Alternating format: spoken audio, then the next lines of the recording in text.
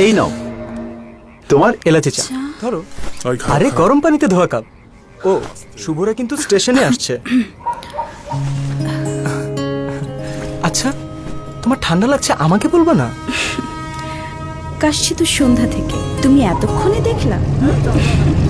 নাও train আসছে।